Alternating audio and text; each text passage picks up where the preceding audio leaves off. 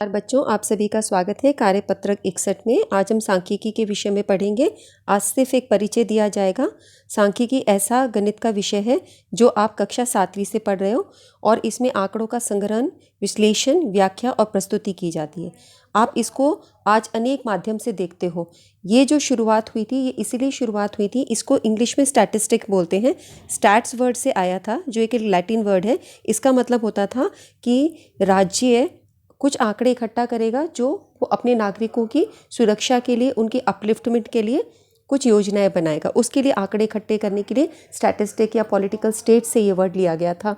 लेकिन आजकल हम देख रहे हैं हर जगह सांख्यिकी का इस्तेमाल है। चाहे क्रिकेट का मैच हो रहा हो, चाहे हॉस्पिटल्स की डिक्लेरेशंस हो रही हो कि कितने मरीज़ आए हैं, कितने मरीज़ कोविड के हुए, डेंगू के हुए।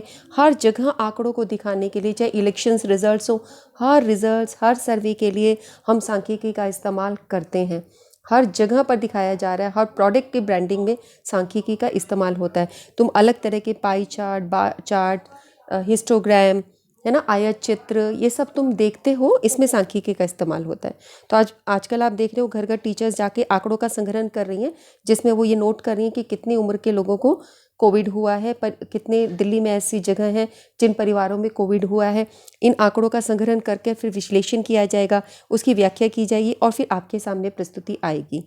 आंकड़े क्या चीज़ होती है? आंकड़े का मतलब है सार्थक सूचनाओं का संग्रह। आप जब किसी प्रकार के आंकड़ों को इकट्ठा करना चाहते हो तो आप उसमें क्वेश्चंस ऐसे पूछते हो कि जिस प्रकार की आपको सूचना चाहिए उसका उत्तर आए।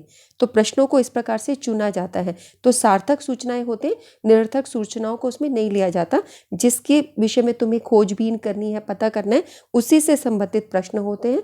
तो सार्थक सूचनाओं को ही आंकड़े कहा जाता है। आंकड़े दो प्रकार के होते हैं, असमूहीकृत आंकड़े और समूहीकृत आंकड़े।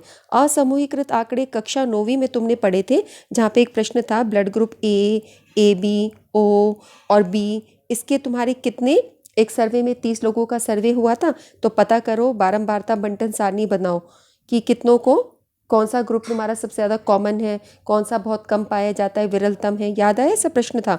तो ये तुम्हारा असमूहीकृत आंकड़ा था। इसी प्रकार एक प्रश्न था कि तुम्हारे 3 सिक्के उछाले गए तो चित कितनी बार आया? 0 बार, 1 बार, 2 बार, 3 बार, है ना। तो ये जो तुम्हारा वो असमूहीकृत हुआ। उसके बाद तुम्हारे पास एक प्रश्न था कि इंजीनियर्स का अपने घर से दूरी है, उसको पता करो कितनी दूरी है। तो वो तुमने ऐसे किया था, 0 से 5 किलोमीटर, 5 से 10 किलोमीटर। इसमें तुमने वो इंजीनियर्स डाले थे बारंबारता बंटन सारणी में। तो वो तुम्हारा समूहीकृत आंकड़े हैं। कक्षा 7वीं से लेके 9वीं तक तुमने बहुत सारे प्रश्न असमूहीकृत आंकड़े के किए हैं और अब तुम बड़ी क्लासेस में सारे क्वेश्चन समूहीकृत आंकड़ों के कर रहे हो। तो कक्षा 10वीं में हम बहुत सारे प्रश्नों के साथ बातचीत करेंगे। अधिकतर प्रश्न हमारे समूहीकृत आंकड़े के होंगे। इसके बाद हम पढ़ते हैं केंद्रीय प्रवृत्ति की माप। इसका क्या अर्थ होता है केंद्रीय प्रवृत्ति? इसका मतलब है वितरण का केंद्र और स्थान। जो हमारे आंकड़े हैं उनका केंद्र क्या है, उसका स्थान क्या है, इसको मापने की 3 इकाइयां हैं, माध्य, माध्यिका और बहुलक। इसको हम कई बार माध्यक भी बोलते हैं। हमारे एनसीईआरटी में इसको माध्यक करके लिखा गया है। तो माध्य, माध्यिका और बहुलक, ये तीनों ही केंद्रीय प्रवृत्ति को नापने की इकाई है। एक बात और बच्चों, आप अपना ध्यान ज़रूर रखें क्योंकि बचाव इलाज से बेहतर है। आइए माध्य, माध्यिका और बहुलक को हम देखते हैं। माध्य तुमने पढ़ा है आज तक इस तरीके से, जहाँ पे तुमने प्रत्यक्ष विधि का इस्तेमाल किया है, sigma F I x I upon sigma F I. इस तरीके से तुमने इसको पढ़ा है। ये सूत्र तुम्हें याद होना चाहिए। कक्षा 9वीं में इसका प्रश्न था, पहली ये एक्सरसाइज में इस तरह का प्रश्न था। अब तुम एक कल्पित माध्य विधि भी सीखोगे या एक पग विचलन विधि या पद विचलन विधि को भी करोगे, लेकिन इस साल इसको इस सिलेबस से हटा दिया गया है। तुम सिर्फ कल्पित माध्य विधि पे काम करोगे, जिसका फॉर्मूला होता है a plus sigma F I D I upon F I, और ये तुम्हारा डी आई जो होता है वो एक्स आई माइनस ए करके होता है। तो अभी तुम इसमें कंफ्यूज मत हो कि मैडम हमें समझ नहीं आया, क्योंकि जब प्रश्न आएगा ये सारी चीज़ मैं तुम्हें फिर से बताऊंगी। बस अभी तुम ये देखो, 2 विधियों से हम इसको करेंगे, प्रत्यक्ष विधि से और कल्पित माध्य विधि से। एक और विधि है, उसके बारे में हम अभी नहीं पढ़ेंगे। फिर ये जो तुम्हारे माध्य होते हैं इनका कोई ग्राफीय रूप नहीं होता, ठीक है। इसके बाद आपके पास आता है माध्यिका या माध्यक, जिसको मैं बोल रही हूँ। माध्यिका मतलब है मध्य मान निकालना। इसका ये फॉर्मूला रहेगा L plus N by 2 minus C F upon F into H. अब सी एफ तुम्हारी क्यूमुलेटिव फ्रीक्वेंसी होती है, संचयी बारंबारता। इसके विषय में हम आपको बताएंगे। एल क्या होता है, एच क्या होता है, एफ क्या होता है, सब तुम्हें बताया जाएगा। बहुलक पढ़ने के लिए मतलब बहुलक क्या चीज़ होती है, तुमने बार बार इस चीज़ को पढ़ा है कि सबसे अधिक बार आने वाली प्रेक्षण को हम बहुलक मानते हैं। इसका फॉर्मूला रहता है L plus F one minus F zero two F one minus F zero minus F two into H. माध्यिका जो होती है इसको अगर हम ग्राफीय रूप में दिखाएं तो तोरण विधि से दिखाया जाता है। दो प्रकार के तोरण होते हैं, कम प्रकार का तोरण, अधिक प्रकार का तोरण। ये प्रश्न हर साल आपके पेपर्स में आता रहा है कि तोरण बनाइए, और तोरण बना के फिर हम उससे माध्यक भी निकालते हैं। और ये जो आपका प्रश्न रहता है बहुलक का, इसका ग्राफीय रूप में आयत चित्र बनता है। ठीक है, ये चीज़ें हम करने वाले माध्य, माध्यक और बहुलक। ठीक है, एक चीज़ हम पुरानी चीज़ें जिसको हम पहले से ही जानते हैं उसके विषय में और बात कर लेते हैं। आप इसको ये जानते हो कि माध्य, माध्यिका और बहुलक जो है ये एक अनुभवजन्य संबंध से संबंधित है। बहुलक को हम लिख सकते हैं 3 माध्यिका माइनस 2 माध्य। ये सूत्र आपको याद होना चाहिए। यहाँ पे ये फॉर्मूला भी आपको याद करना है।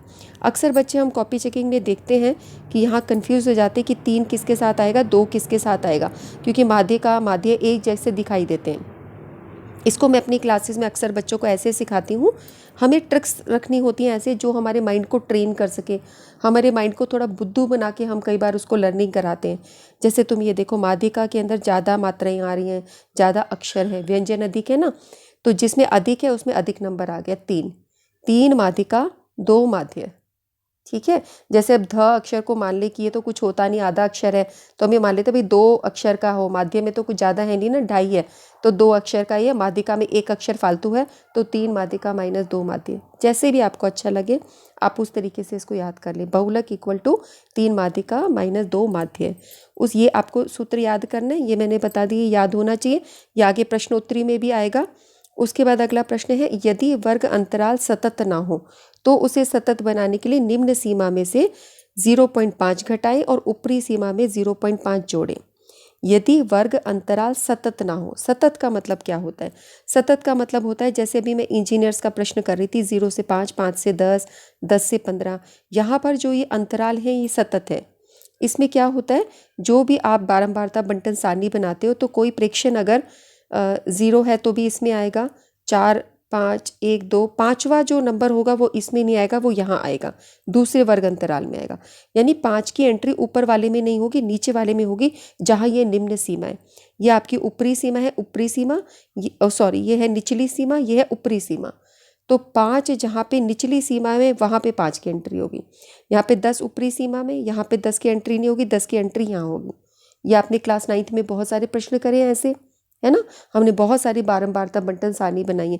तो इस प्रकार की जो सारणी होती है वो सतत होती है, और जो दूसरी होती है उसको असतत कहते हैं। असतत कैसे हुई, जैसे 0 से 4 की एंट्री हुई, फिर 5 से लेंगे 9 की एंट्री। इसमें भी आपका 5-5 का क्लास साइज है, लेकिन यहाँ पर आप देख रहे हो कि ये सतत नहीं है। 0 से 4 तक की यहाँ, 5 से 9 तक की यहाँ, तो 4 से 5 के बीच में भी तो नंबर होते हैं ना बच्चों, 4.1, 4.2, 4.3, ऐसे 4.9 तक, वो कहाँ जाएंगे? तो इसीलिए इसको सतत नहीं बोला जाता, इसमें ब्रेक है।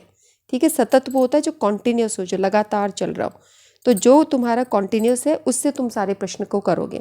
तो कोई अंतराल अगर आपको सतत नहीं दिया हुआ तो हम उसको सतत बनाएंगे। किस तरह बनाएंगे? ऐसे बनाएंगे कि निम्न सीमा में 0.5 घटा देंगे, यानी ऐसी वाली सीमा से सब आगे वाली से 0.5 घटा देंगे और सब ऊपरी सीमा में 0.5 जोड़ देंगे।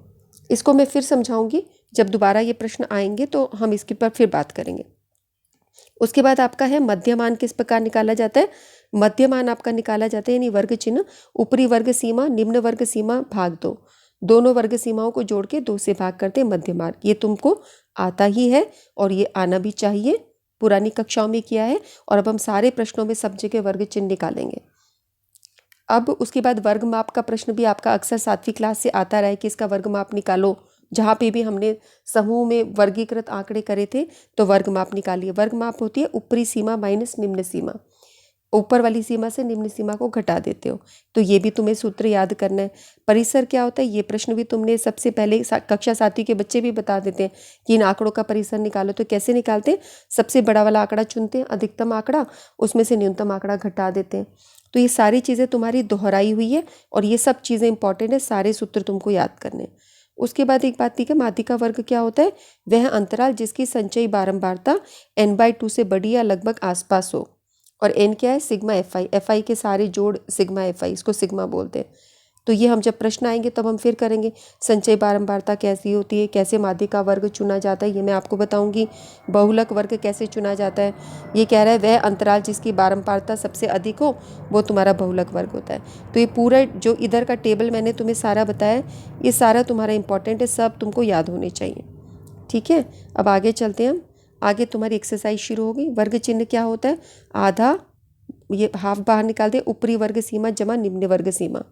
दिए गए आंकड़ों में से परिसर निकालिए। सबसे बड़ा आंकड़ा चुनो 255, सबसे छोटा 103, इन दोनों को घटा देंगे तो परिसर निकलेगा। परिसर होता है उच्चतम आंकड़ा माइनस न्यूनतम आंकड़ा। 255 में से घटाए 152, तो ये तुम्हारे दूसरे का उत्तर हो गया। उसके बाद तीसरा प्रश्न है, केंद्रीय प्रवृत्ति के 3 मापों के बीच अनुभवजन्य एम्पिरिकल संबंध बताओ। ये अभी मैंने यहाँ पर ये बताया, ये है तुम्हारा 3 माध्यिका माइनस 2 माध्य, ये तुम्हारा अनुभवजन्य संबंध है। तो ये यहाँ पे लिखा जाएगा, हमने यहाँ पे लिख दिया है, ये तुम्हारा ये संबंध है, तीसरे का उत्तर। ठीक है, उसके बाद अगला है, ऊपरी सीमा और निम्न सीमा के अंतर को हम क्या कहते हैं, वर्गमाप कहते हैं। प्रथम 5 अभाज्य संख्याओं का माध्य निकालिए। तो अभाज्य संख्याएं क्या होती है बच्चों, अभाज्य संख्याएं वो होती हैं जो अपने पहाड़े में आए और एक के पहाड़े में आए। तो अगर मैं कुछ गिनती लिख रही हूँ, 1 2 3 4 5 6 7 8 9 10 11 12, एक को नाम भाज्य बोलेंगे ना अभाज्य बोलेंगे। 2 जो है वो एक अभाज्य संख्या है क्योंकि वो 2 के पहाड़े में आती है और अपने पहाड़े में, एक के पहाड़े में और 2 के पहाड़े में। 3 है वो भी एक अपने पहाड़े में, 3 के पहाड़े में और एक के पहाड़े में। 4 जो है ये तो 2 के पहाड़े में भी आ जाता है ना, तो इसको मैं काट दूंगी, 4 नहीं गिना जाएगा। अच्छा, उसके बाद 5 जो है ये सिर्फ अपने पहाड़े में आता है। 6 जो है वो 2 के 3 के पहाड़े में आ जाता है, तो हम इसको 6 को नहीं ले सकते। अच्छा, 7 सिर्फ अपने पहाड़े में और एक के पहाड़े में आता है, सिर्फ 2 गुणनखंड रहते हैं ना जिसके, वो तुम्हारी भाज्य संख्या होती है। 8 जो है ये तो 2 के 4 के पहाड़े में आ जाता है, 1 और 8 में तो आता है, 2 4 में भी आता है, तो ये नहीं हुआ। 9 जो है वो 3 तिया 9 होता है। 10 जो होता है 2 पंजे 10, 5 के पहाड़े में 2 के पहाड़े में। 11 जो है वो अपने पहाड़े में और उसके पहाड़े में, तो 7 हुआ 11 हुआ। अब देखो कितनी संख्याएं हो गई, 1 2 3 4 5, 5 संख्याएं होगी ना। तो प्रथम 5 अभाज्य संख्याओं का माध्य निकालना है। तो हम ये प्रथम 5 अभाज्य संख्याएं लिखेंगे, इनको जोड़ेंगे और 5 से भाग कर देंगे, क्योंकि माध्य निकालने का तरीका क्या होता है, सब संख्याओं का जोड़ बटा कुल संख्याएं। तो 5, इसको जब जोड़ेंगे तो 28 बटा 5, 5.6 आएगा। ठीक है, तो ये तुमको सारे ये जो प्रश्न करें ये सारे तुमको आने चाहिए। अब हम इससे थोड़े कठिन चीज़ें करेंगे।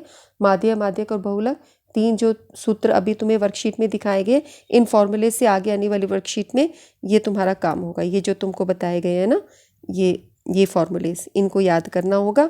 हर प्रश्न हम करेंगे और इनका इस्तेमाल करेंगे। ठीक है बच्चों, आज की वर्कशीट यहीं ओवर करते हैं। तुम लोग अपना ध्यान करो, ध्यान रखो अपना। हम लोग फिर मिलते हैं, तब तक के लिए नमस्कार।